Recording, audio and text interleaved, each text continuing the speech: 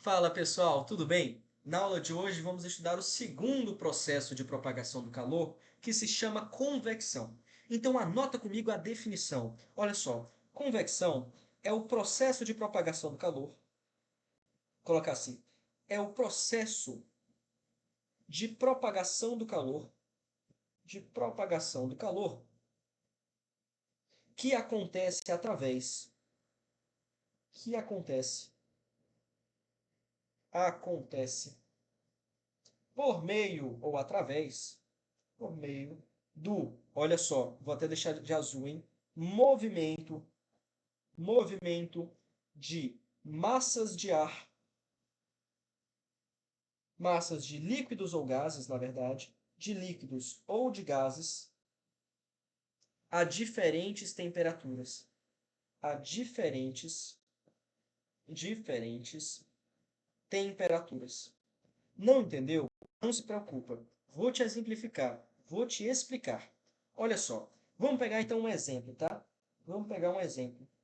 Você já deve ter ouvido falar alguma vez na vida que se eu tenho ar quente, se eu tenho ar quente, qual é a tendência dele, hein?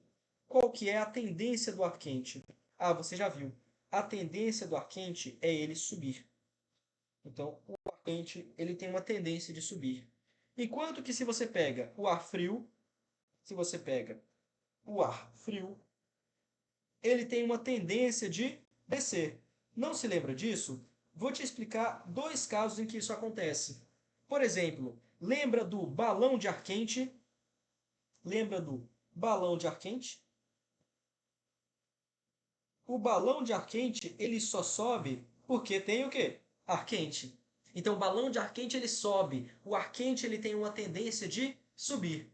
Já o ar frio, ele tem uma tendência de descer. Por exemplo, você já deve ter ouvido alguma vez na vida que em um incêndio, o ar mais puro, o ar mais puro, mais fresco, vou colocar assim, mais fresco, está próximo ao chão. Por isso que você tem que ficar abaixado se você não conseguir sair do local do incêndio. Está próximo ao chão.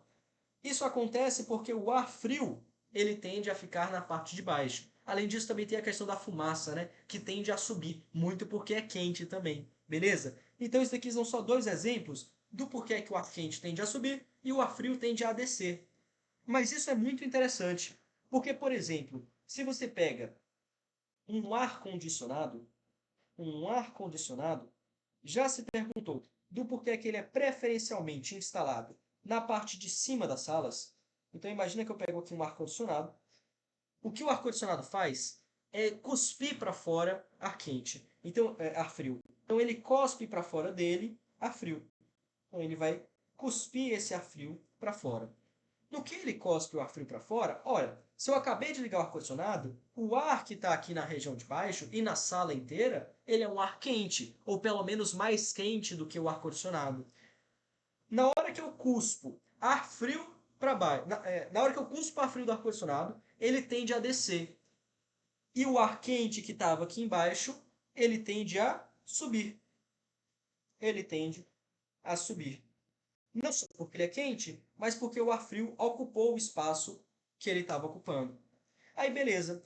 O ar que está aqui embaixo, que é ar frio, ele vai com o tempo esquentando, aí ele sobe e é substituído por mais ar frio que o ar-condicionado joga. E aqui é estabelecido um ciclo de movimento entre o ar quente e o ar frio. São as massas de ar que contribuem para o movimento do calor, e esse movimento das duas massas de ar é chamado, sabe de quê? É chamado de corrente de convecção. É chamado de corrente de convecção. Convecção. Quer outros exemplos de corrente de convecção? Por exemplo, quando está muito frio lá fora, você abre a janela e entra aquela ventania. A gente já falou que não é o frio que está entrando, mas essa ventania é um exemplo de convecção. Vai ficar frio dentro da sua casa por causa da entrada de uma massa de ar de temperatura menor, uma massa de ar fria, beleza? Outro exemplo de convecção, esse é muito legal, trabalha com a parte da biologia. A regulação térmica feita pelo sangue no nosso organismo é uma regulação térmica que acontece por convecção. O sangue ele é um fluido e ele vai levando a sua temperatura, entre aspas, né? Vai propagando o calor dentro do nosso corpo através do processo de convecção. É por isso que em dias que estão muito frios, você vai sentir frio primeiro onde? Nas extremidades do corpo, nas suas mãos e nos seus pés. Porque é mais difícil bombear sangue para essas regiões do corpo. Pode ser?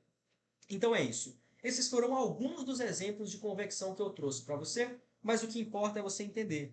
A convecção é um processo de propagação do calor que acontece por meio do movimento de líquidos ou gases. Então, olha só, enquanto na condução eu tinha uma predominância dos sólidos, aqui eu vou ter uma predominância dos líquidos e dos gases, tá bom? Sem muita distinção. Sem muita distinção. Fechou? Então, beleza. É isso daí que eu queria trazer para vocês hoje. Na próxima aula a gente mata esse assunto de propagação do calor. Fechou? Valeu, pessoal. Até lá.